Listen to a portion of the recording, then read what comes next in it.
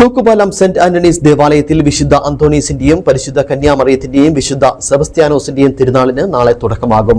അവസാന ദിവസമായ ഞായറാഴ്ച ആഘോഷമായ വിശുദ്ധ കുർബാനയും തൂക്കുപാലം ടൗണിലേക്ക് വാദ്യമേളങ്ങളുടെ അകമ്പടിയോടെ പ്രദക്ഷിണവും നടക്കുമെന്ന് തിരുനാൾ കമ്മിറ്റി ഭാരവാഹികൾ പറഞ്ഞു.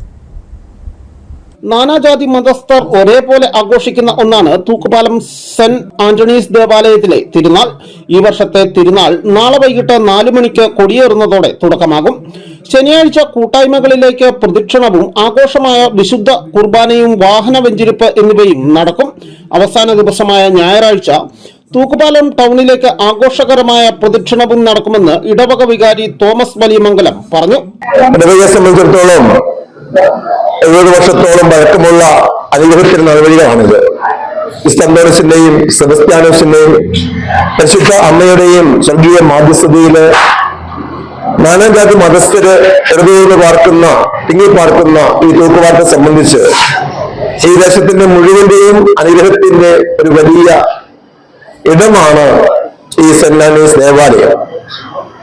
ഈ വർഷത്തിന്റെ തിരുനാൾ ഒരുക്കങ്ങളൊക്കെയും അതിന്റെ എല്ലാ ഭൗതിക ആത്മീയമായ മേഖലയിൽ ഒരുക്കപ്പെട്ട് കഴിഞ്ഞിരിക്കുകയാണ്. 3 ദിവസങ്ങളധികം തിരുനാളിലൂടെ നാനാജാതി മതസ്ഥരുടെ വന്ന് പ്രാർത്ഥിക്കുകയും അമ്പമുടി എന്നിവ എഴുന്നള്ളിച്ചുകൊണ്ട് അനുഗ്രഹങ്ങൾ പ്രാപിക്കുകയും ചെയ്യുന്നുണ്ട്. ഒപ്പം തന്നെ തിരുനാൾ തിരുക്കർമ്മവുമായി ബന്ധപ്പെട്ട് വീട്ടമ്പ് എഴുന്നള്ളിക്കുന്ന ഒരു പ്രത്യേക ആത്മീയ യാത്ര ഇടവകയുടെ എല്ലാ ഊടുവഴികളിലൂടെയും വീടുകളിലൂടെയും ഇത് ഒരു അനുഗ്രഹത്തിന്റെ വഴിയായി നാനാജാതി മതസ്ഥർ സ്വീകരിച്ചുകൊണ്ടിരിക്കുകയാണ്.